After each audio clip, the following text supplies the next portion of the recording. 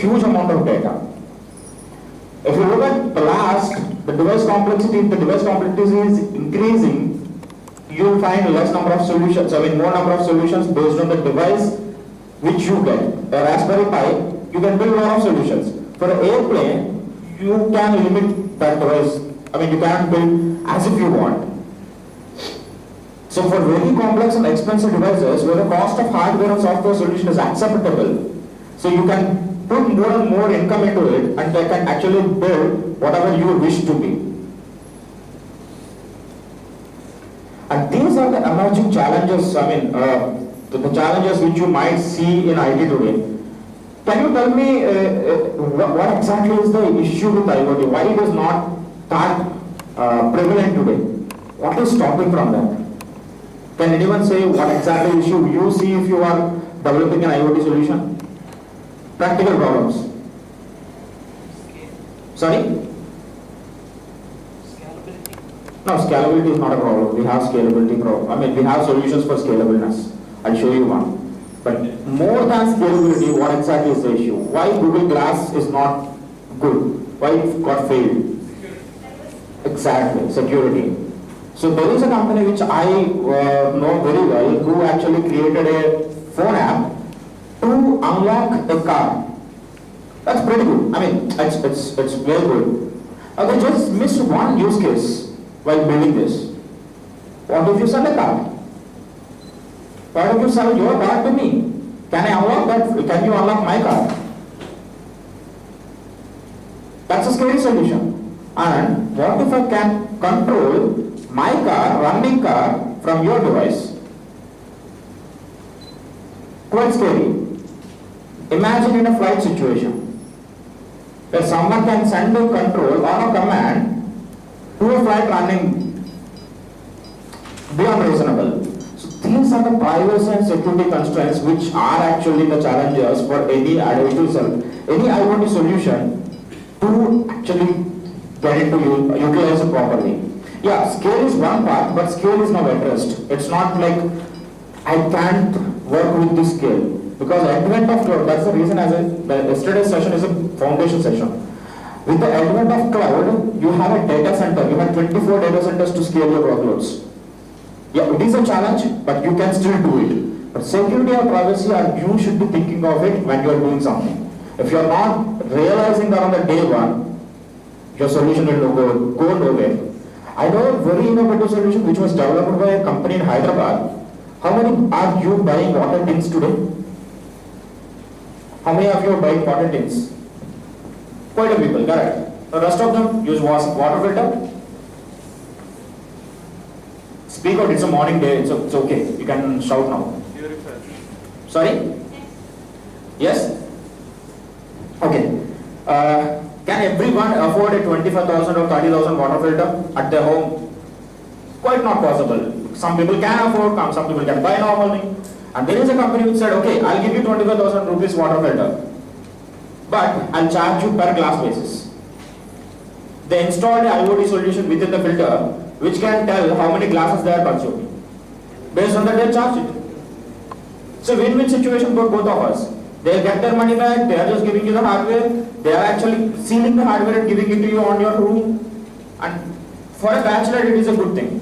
If a lot of bachelors are staying over there, all they do is just come home and drink some water and just pay for that. That's it. And that's the way you are actually building your tins, water tins and all. So these are quite a new things which you can actually do with IoT. And the emerging challenges, as I said, the pace of innovation. If you are looking for any IT company, and I'm just talking about normal, there are two different businesses. One is the startup business and IT business. Main focus for us is not startups. Startups is okay, but it fails or it succeeds. But for a traditional IT business, these are the challenges. It has to scale, it has to come with the pace and the environment. They have to maintain the standards, they'll always get a new competitor. And the IT and OT collaboration, what exactly is basically, you have the devices story also, you have your software story also. How do you actually collaborate these to each other? I have set of standards for my software, fine. But what are the set of standards for my hardware? Can I bring my phone to your network and can connect to this or not? It's not yes, because if I connect that, I can do anything with your network. Not many companies will accept it. My company won't accept you to connect to my network. What they did is, they do a encryption on my phone, which can actually, it's an RMS solution, which is a software solution, which essentially makes sure that anyone entering into my campus, my phone was controlled by my company. They can erase my phone, they can do whatever with my phone, they can search my phone. With it, yeah, that's a privacy concern, but still they can do it with whatever the permissions I give them. So, we have solutions such sort to control the devices also. Because devices are not controlled properly, whatever you build over it is meaningless.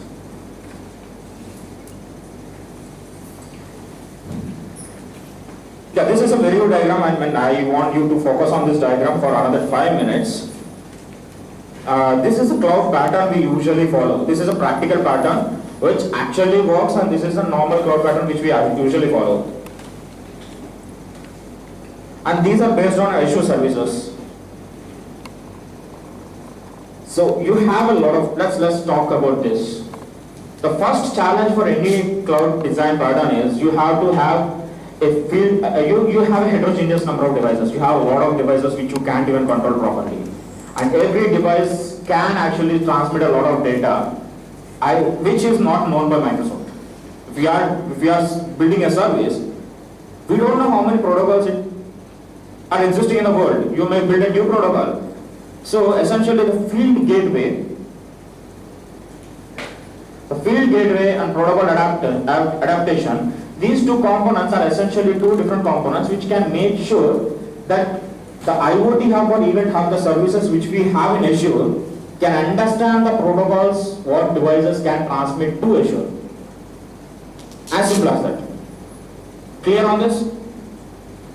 So the first problem for any device, say for example you are building a IoT solution, you want a device, you need to send some data to cloud, correct, for scalable purposes.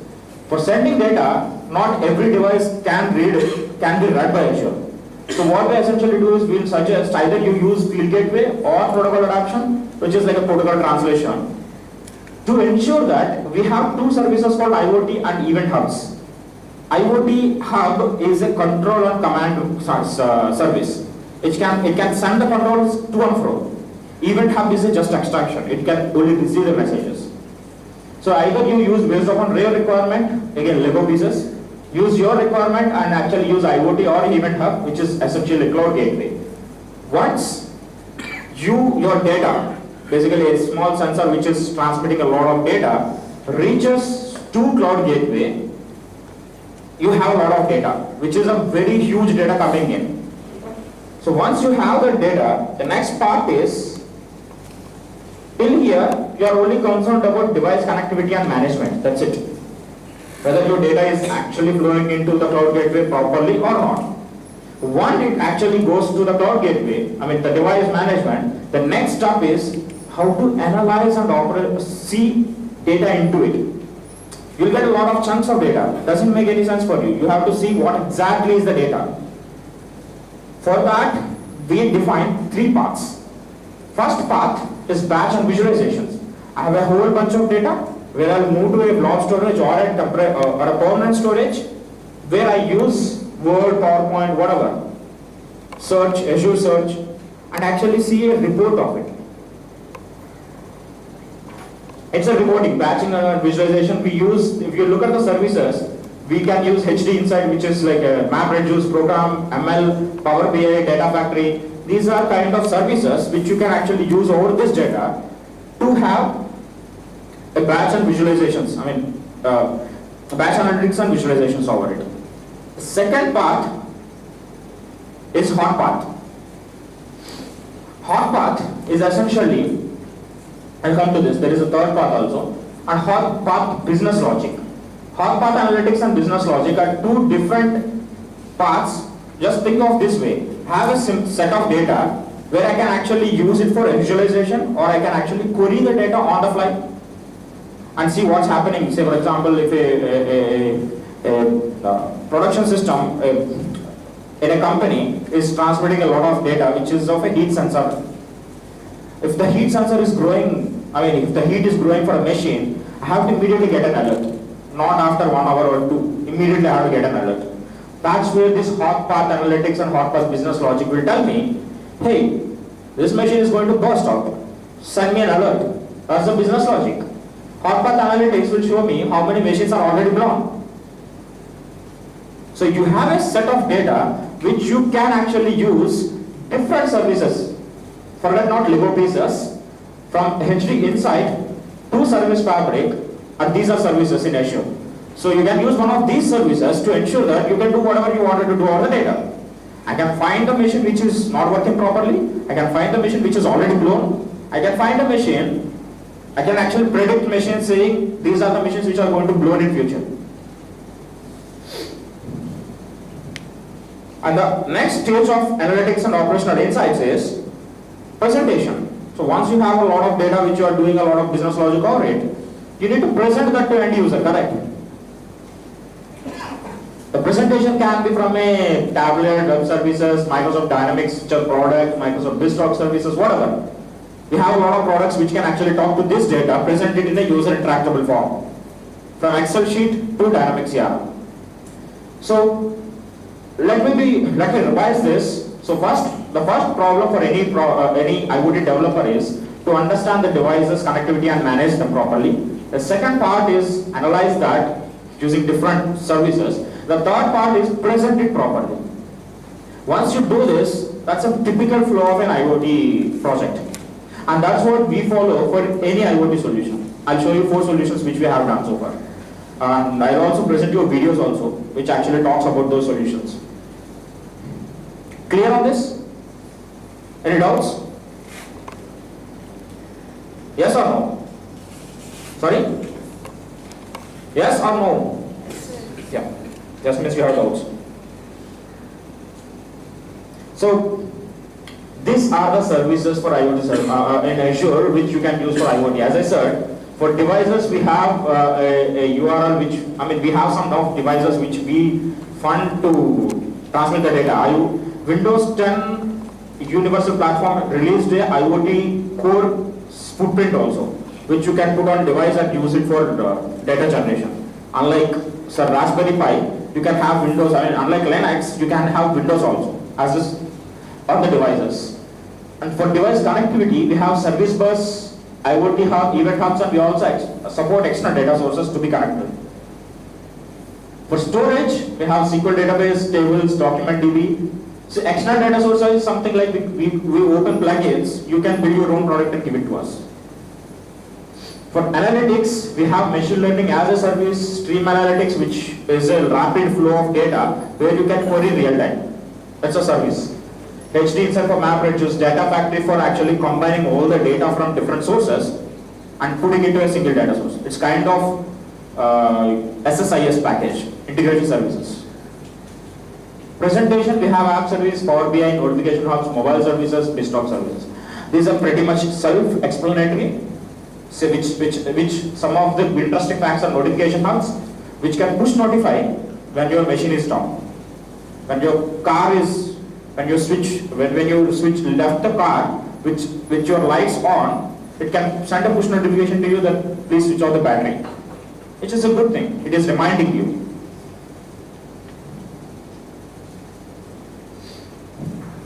So the first thing which you need to do when you are building an IoT solution, as I said in the last slides, we discussed what exactly is the blueprint.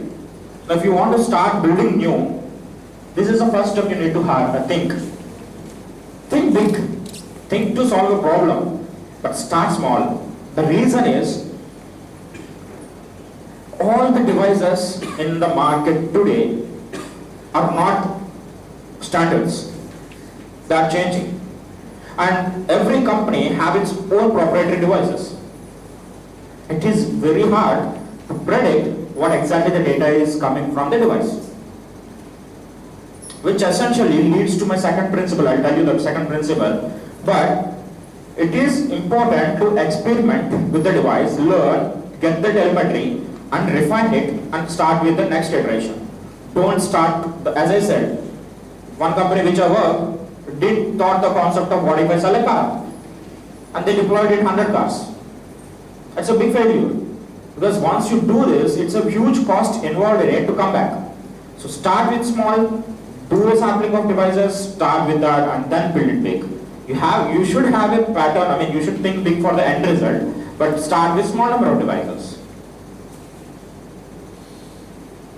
Our requirements are pretty much simple.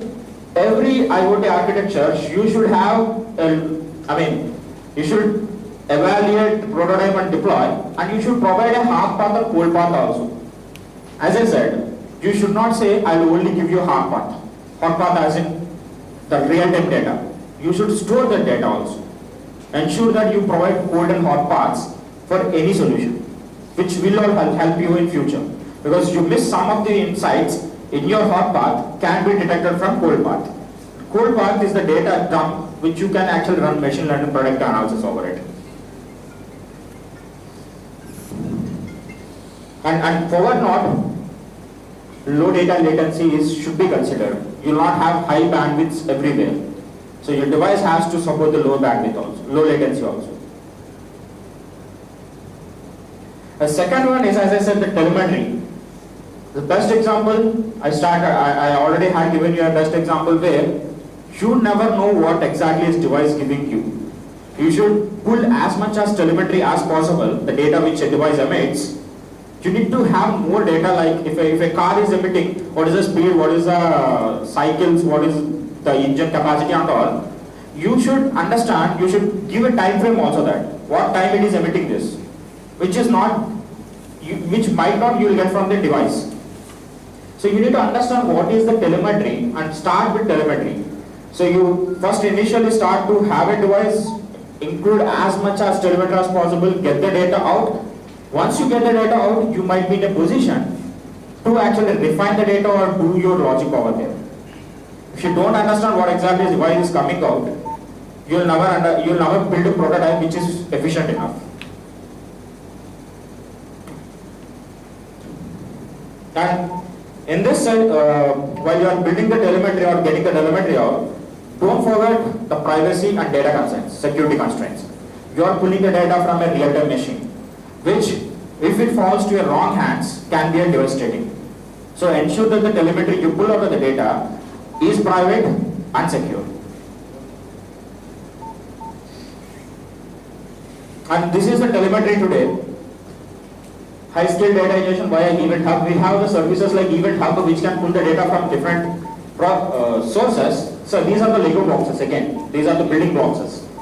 Event Hub can pull the data from outside. Stream Analytics can process the high stream data, can dump the data into SQL or cloud for cold and hot path. This is hot path. This is hot path. These are cold paths. So devices will be here. Devices connects to Event Hub. Event Hub connects to Stream Analytics. Stream Analytics can actually divide the data between these two.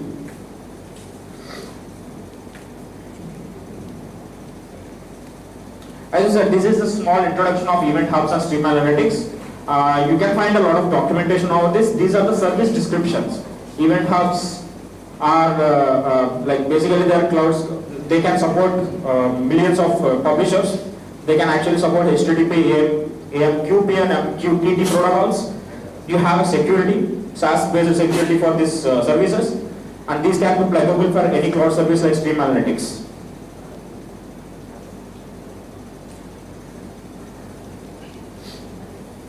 The important thing is, don't interrupt. Never interrupt the fast path. So when your data is flowing quickly, never interrupt the fast path.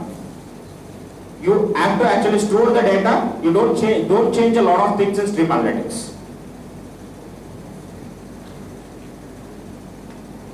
As I said, this slide is all about the security. You know, difference in depth. What exactly is? You need to understand that you are getting permission for the hardware firm security, network protocol and application security concept. You are getting complete end-to-end control of this network devices.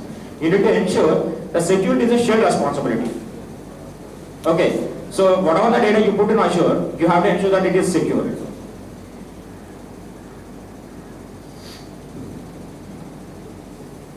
So the IoT suite we have today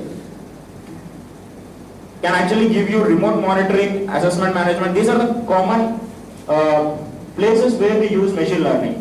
We use machine learning in remote monitoring, assessment management, predictive maintenance. And you can actually, this is a normal general flow where you connect assets, mine the data and take action over it. A simple flow.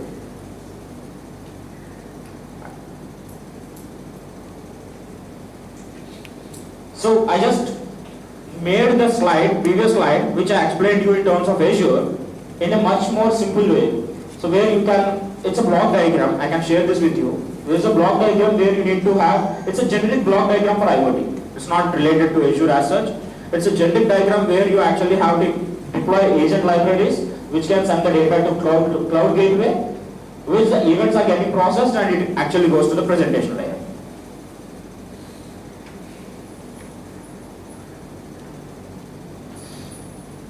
As I said, before you start, the first thing you have to do is you have to have a reference architecture.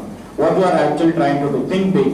You have to understand the entire use case properly, then start with a small process. A reference architecture will help you to understand what exactly is the flow between different heterogeneous units, be it from Azure or from on-premise. So I'll just show you, are you interested in videos first of all? I'll show you 4 different videos how we solve the problems. And these are the 4 actual services, actual companies which we created services for. One of them is KUKA, which is into product. It is an assembly line company which actually builds products for end users. It works a lot with robots. And second one is ThyssenKrupp, which is a lift company, elevator company. Third one is Rockwell Automation, it's an oil and gas agency. And the fourth one is Autoliv. I'll show you how Azure IoT help all these 4 companies to solve their problems. Just give me a moment, I need to plug this in.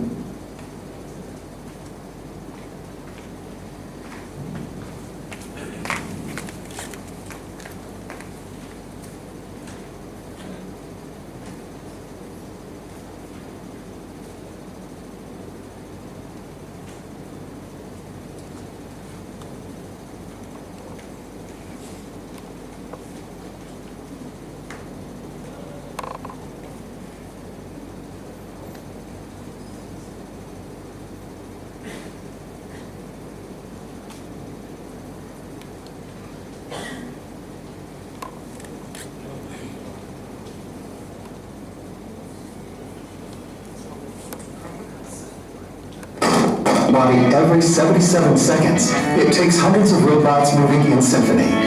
KUKA Systems Group needed to keep up with unprecedented demand for the Jeep Wrangler by taking advantage of the Internet of Things, creating a factory so efficient it redefines productivity. So KUKA built an intelligent system anchored by Microsoft technologies that connects its things, hundreds of assembly line robots and more than 60,000 device points to their private cloud and back-end systems. By capturing data that streams from their devices, the system monitors wear and tear, so the line that builds the iconic Jeep Wrangler doesn't go down. And with powerful new insights into operations, the system quickly adapts to build 8 different Jeep bodies, all in the same assembly line, all to exacting quality control standards without stopping production. The result? A continuously running factory that creates over 830 car bodies every day. When an entire factory becomes a precision instrument and car bodies roll off the line with unprecedented speed, that's the Internet of KUKA's things. It's here, right now.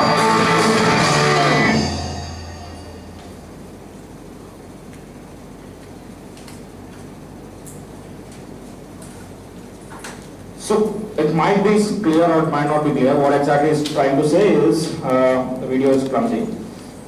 So KUKA is actually manufacturer which is actually using IoT to predict or to monitor their hardware in their assembly line unit. They install sensors in all their assembly line units which actually transmit the data to end user, which is a company, which they can actually predictively maintain the machine lifespan, and also use machine learning algorithms to ensure whether the machine is going to break in future or not.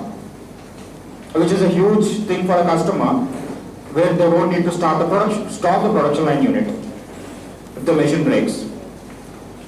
The second one is ThyssenKrupp. ThyssenKrupp is a very well-known customer. It's like an elevator customer where it operates all the elevators, like 200 floors elevators and all.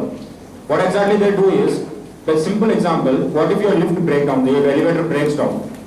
It's a nightmare for everyone. So what they do is they install sensors which can actually transmit a lot of data from Azure to Azure, where they run machine learning algorithms and say, your lift is going to break down in 2 minutes. It can send an alert to the engineer and create a ticket to the engineer, where engineer comes and actually solves the ticket and closes the ticket even before the machine is breaking down.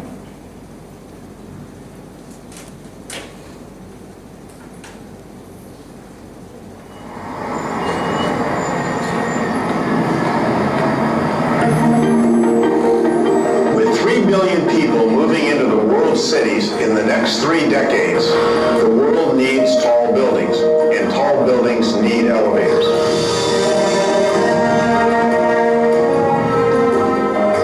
I'm Dr. Rory Smith with ThyssenKrupp Elevator, a leading global manufacturer.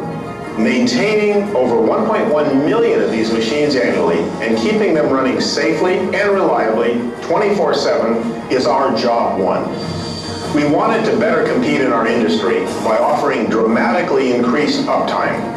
So we're taking preventative maintenance a step further to predictive and even preemptive service. We teamed up with Microsoft and CGI to harness the Internet of Things, to collect data by connecting the sensors and systems in each of our elevators to the cloud. Microsoft Azure draws this data into a central cloud-based dashboard for a real-time view of key performance indicators. And Power BI provides rich data visualization, so we know which cabs need service and when. Microsoft Azure Machine Learning feeds data into dynamic predictive models so that elevators will actually be able to anticipate which repairs they need. Using an app on mobile devices in the field or the dashboard at one of our corporate control centers, all of our technicians see the same real-time information. Now we have the ability to use live data to define a needed repair before a breakdown happens, reducing costs for ourselves and for our customers, raising elevator reliability to new heights. That's the Internet of ThyssenKrupp's things, and it's here right now.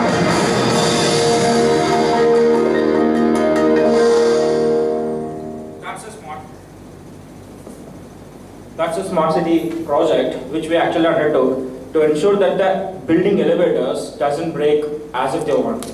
We can actually save a lot of money just by predicting what exactly is happening with the elevators. This is a company which I don't want to show a lot of videos now, because you understood the concept. Now, Autolib is a company which is connected cars. Essentially, you can rent a car, you can actually drop the car anywhere you wanted to in the city.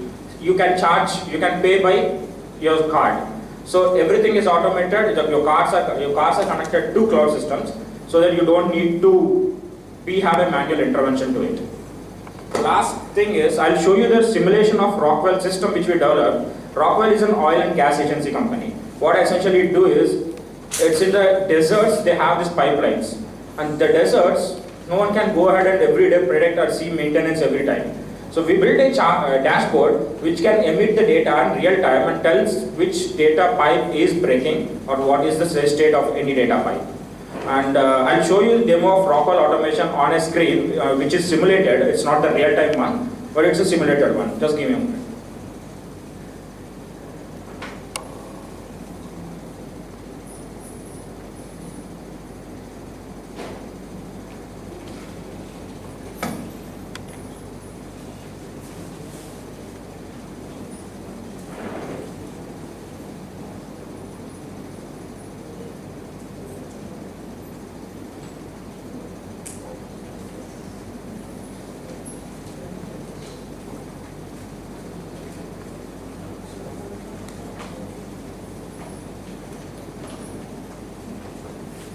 Yeah, I'm beginning the demo.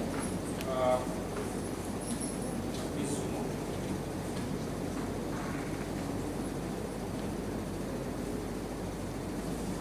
So,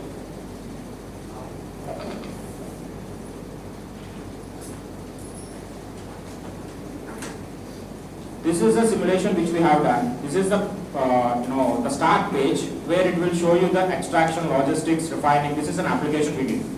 So what exactly it shows is, it shows you a map where what are the oil refineries available, the fields available, and what are the state of each field, whether it is green, yellow, red, which indicates whether the field is working or failing. So you see here, operators can see the real-time location and health status on the dashboard. Second thing is, they can see the assets. Once you click on each and every asset, you can see what exactly pinpointedly know what is happening with the asset. And you can also know, on an overview, you can know whether all assets are in green or in red. Here assets means the pipelines or the machines. Second one is, it can also tell you the KPI summary. What exactly is the KPI summary is, what is the overall health?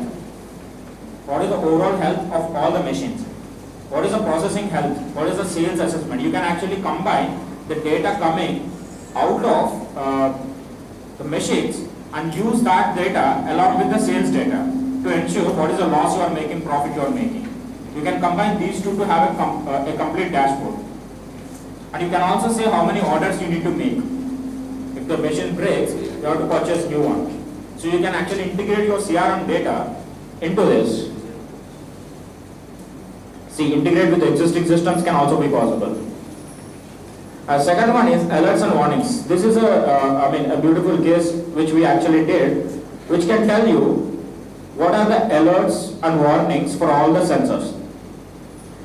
See the one, if you look at, one of the alert is ML predicted, machine learning predicted. It is not an alert which is already happening. It is predicted by a machine learning algorithm which says your machine is going to break in a particular region if this continues to run like this.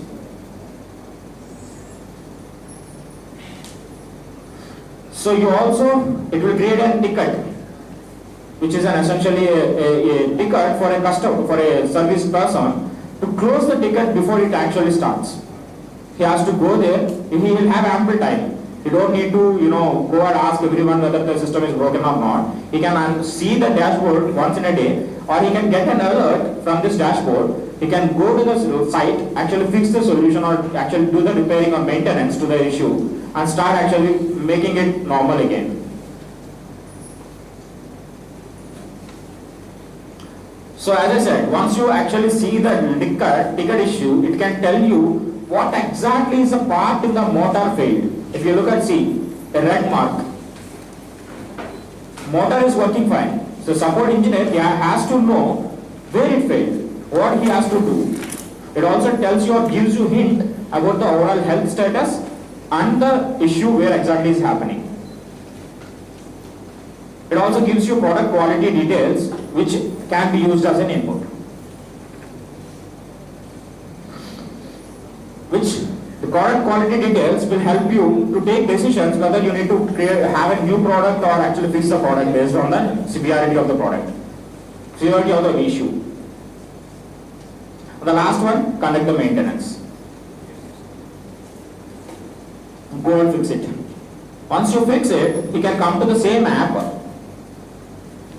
close the ticket.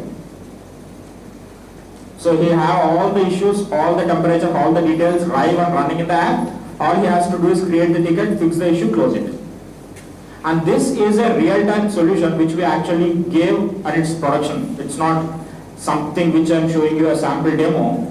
This is a production which is used by Rockwell and Rockwell company for the predictive maintenance of the gas pipelines all over the world. And imagine if you are implementing such a kind of solution elsewhere. It's the same theory where you need to have essentially know your device, understand the security privacy concerns, start small, have a proper blueprint of the solution, create hot path, cold path, ensure that you use machine learning algorithms to ensure that you are predicting properly, and have a hot bath for your visualization, sorry, cold bath for your visualizations. Doing things to ensure that you release a product which can be used by the customers. That's it from my side, I'm in time. So I have another 3 more minutes for questions if you have any, or I can give it to the next slide. These are the challenges and solutions. I can share that with you. What the challenges we faced, what are the solutions, and what are the benefits the company got.